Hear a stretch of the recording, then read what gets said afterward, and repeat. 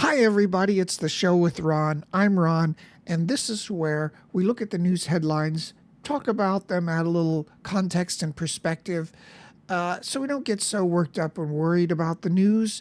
Sometimes, if we understand what's really going on, we can understand it a little better.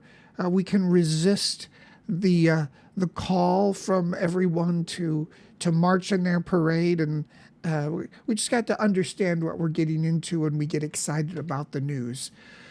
So here, this is a word for the male member. See, someone at the Drudge side is making a funny, sensational, risque headline. So here we have the Trump trial, and yeah, what a funny situation that this is all coming to pass right during the election year. And what an unprecedented situation that this is happening to a former president who is also the presumptive nominee of the Republican Party in the upcoming election.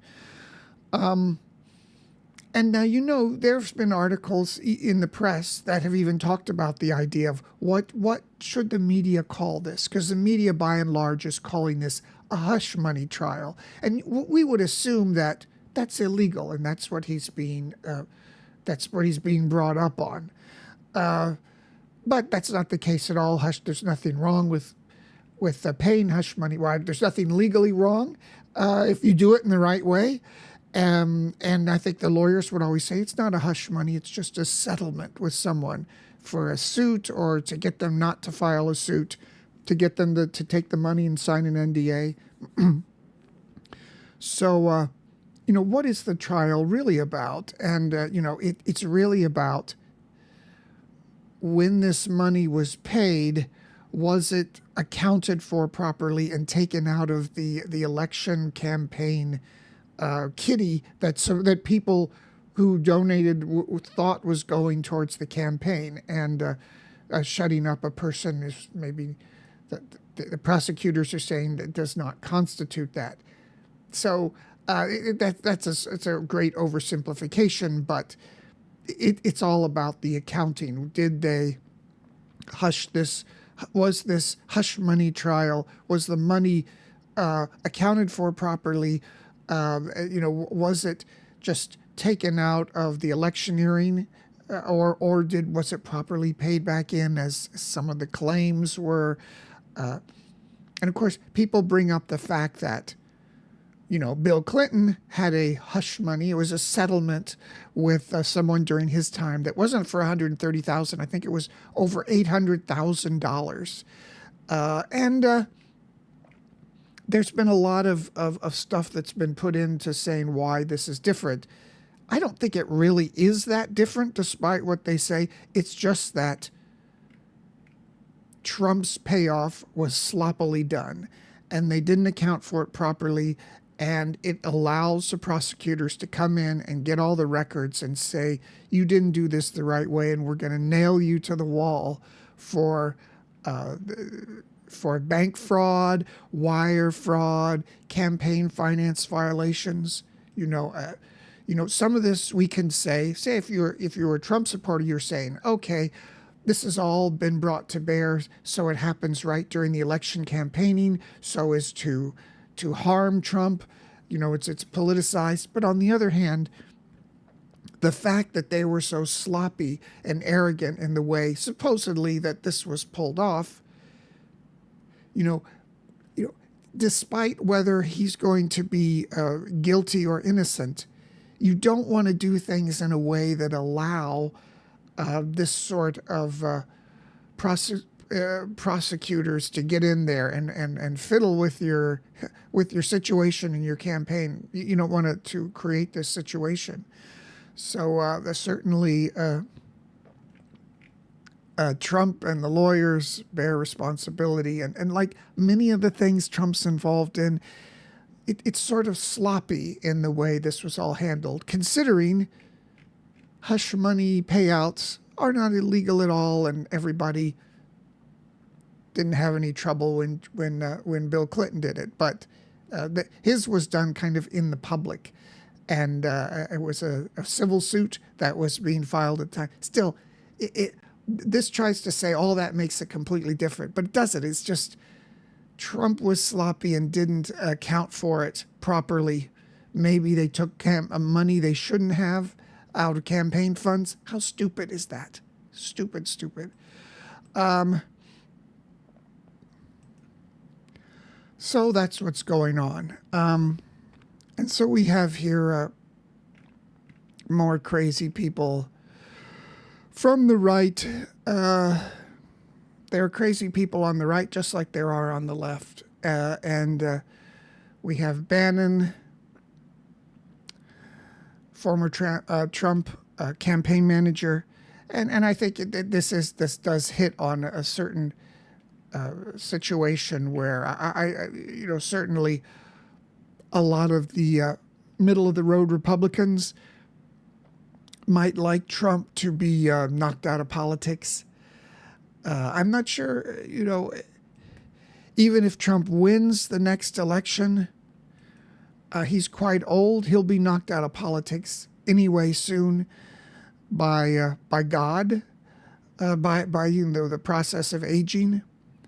And the one thing this does highlight is the idea that, since the 1980s in particular, a lot of campaigns, presidential campaigns that are successful, they're the ones that most successfully captured the middle. We had Clinton that came in after a long period of Republican domination, and they identified this demographic of soccer moms. These were people who would be thought that would always vote for Republicans, but they identified this kind of person might be open to the sort of campaign promises of a moderate Democrat, moving to the middle. And the longer Trump stays on the scene, and his appearance, it seems to empower a lot of sometimes loony people who are actually even elected into the House of Representatives. It allows the media and the public to see the Republicans as not capturing the center, as being peculiar or extreme in some fashion, and that is bad for the party overall. What else do we have here? Stuff in Russia, stuff in Israel.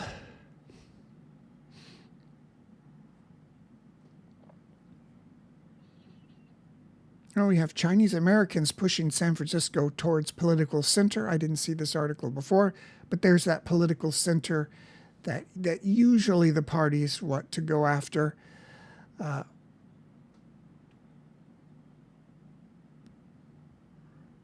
Haiti, Venezuela.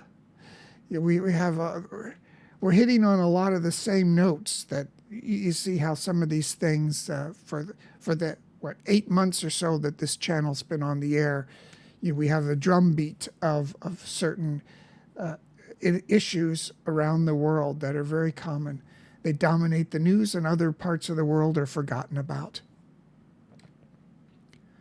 IQs begin to fall for the first time ever. America's fight to save handwriting from extinction as IQs begin to fall for the first time ever, and teachers warn some 20-year-olds can't sign checks anymore. Can it be true? I don't know.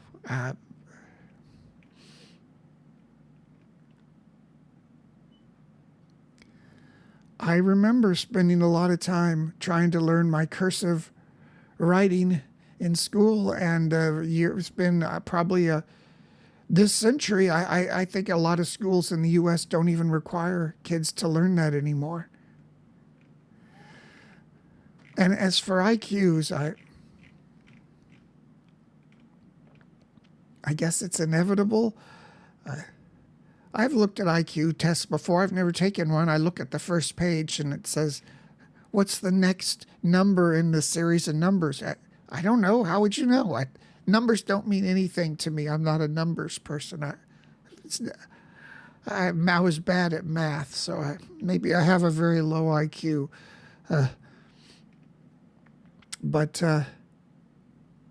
yeah, the one thing I would say in perspective is every year of my life, I always remember hysterical articles in the press and the media about how America's schools were failing its kids. All the kids were dumber than they ever were before, and we're going to fall behind our enemies. And thus, we've got to throw more money at teachers and the schools. So maybe this is part of that perennial school panic that we tend to have in the United States.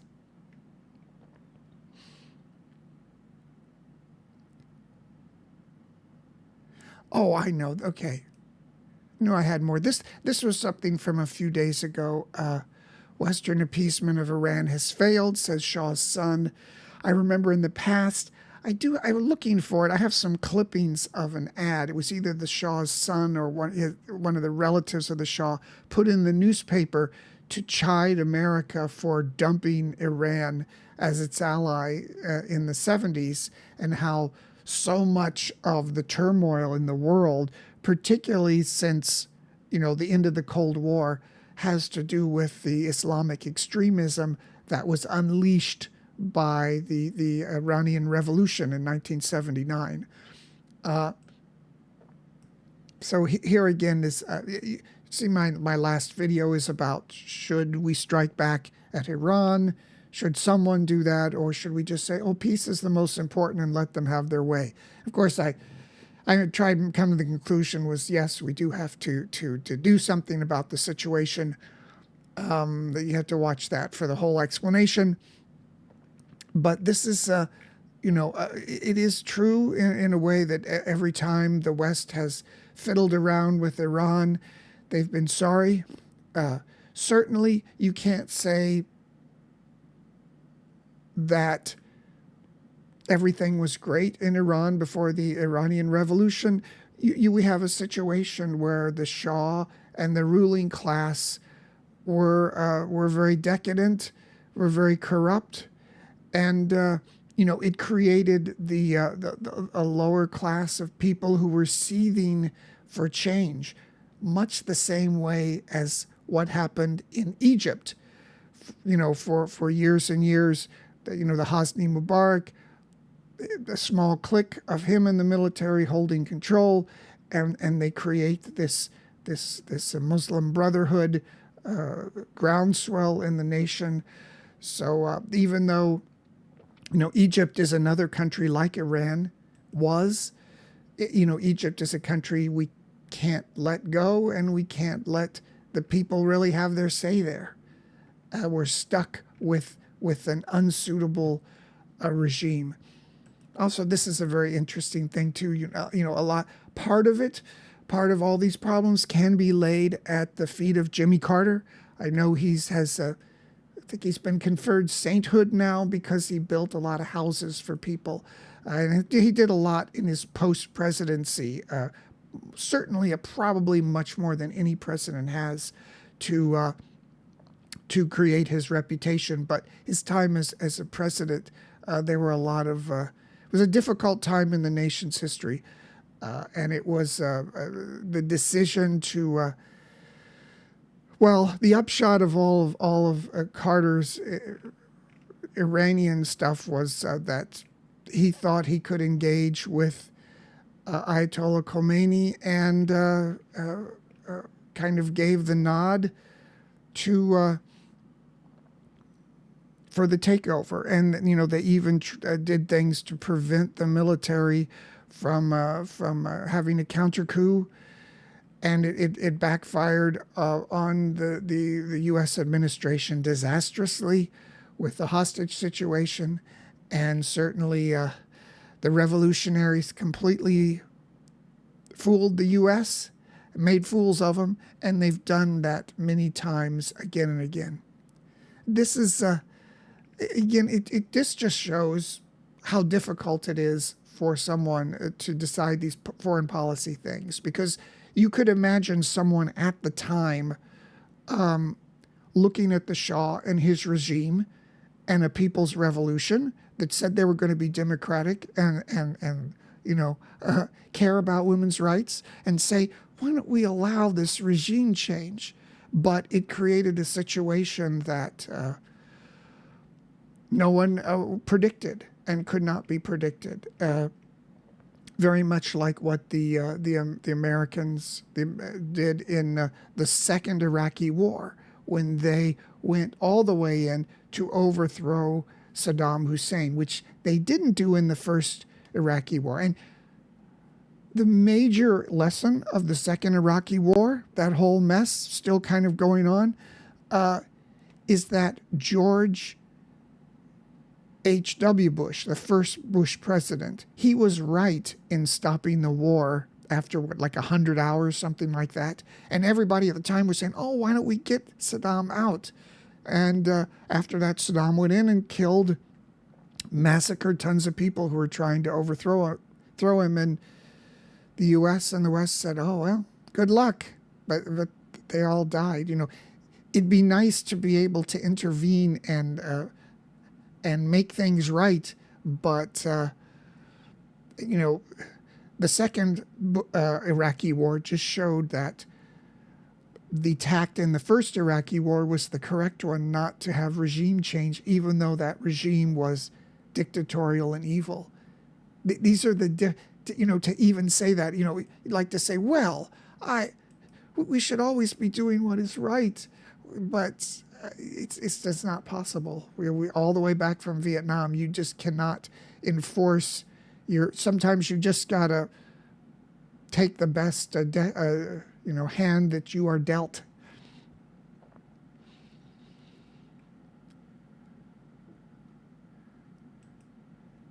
Now, you may not have known this, but are you unhappy or anxious? Sort of what this whole channel is about, adding perspective so you're not unhappy or anxious.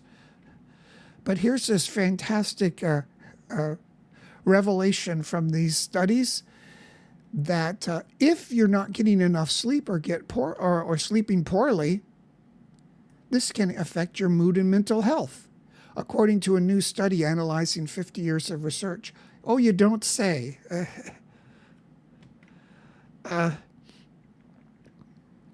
It is interesting to know this is one of those studies of study. They didn't do a study to figure this out directly. They didn't posit this and then say, okay, let's get some test subjects together and do it. No, this was a study where they have this initial thing and then they go to all the past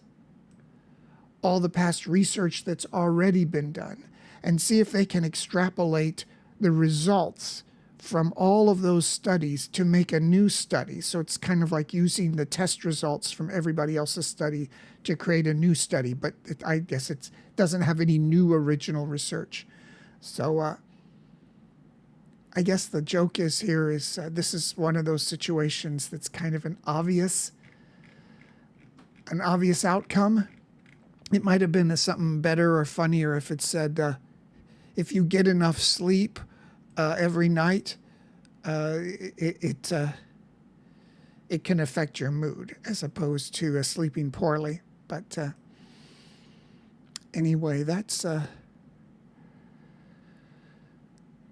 really what this channel is all about. What I'm trying to do is just try to understand the news. You see so many people talking about how they do feel anxious about the news, and there are reasons to feel anxious about the news, but I guess the least we can do is understand what's going on, and then we don't have to operate in a vacuum or have to fall down on our knees to believe what other people are telling us and the causes we have to run after. I'll just show you my book. It's my latest novel, There Are Still Unknown Places. It's a novel set in Bangkok. It's multiple characters living and working. They're all together, but yet they are separated, as we all are, by our stories, the lives we lead, the ancient traumas that we have, the things that our past has made us fear today. And all of these little things, which are petty, our own stories are petty, but they're our own stories. They're all we ever have. And we always find our stories pitted against the epic and undying nature of the world and the universe that continues on, that's bigger than all of us, that we can touch, but we can probably really never change. So this book is available at Asia Books in Thailand and Books Kinia as well in Thailand. It's also available on Amazon as a hard copy. I think there's a paperback now, I'm not sure, and as a Kindle book. Please read it. Let me know what you think. I believe it is the definitive novel on Thailand. So see if I'm right or not. So anyway, until next time, I will see you for more news headlines, which we'll talk about. And don't worry so much.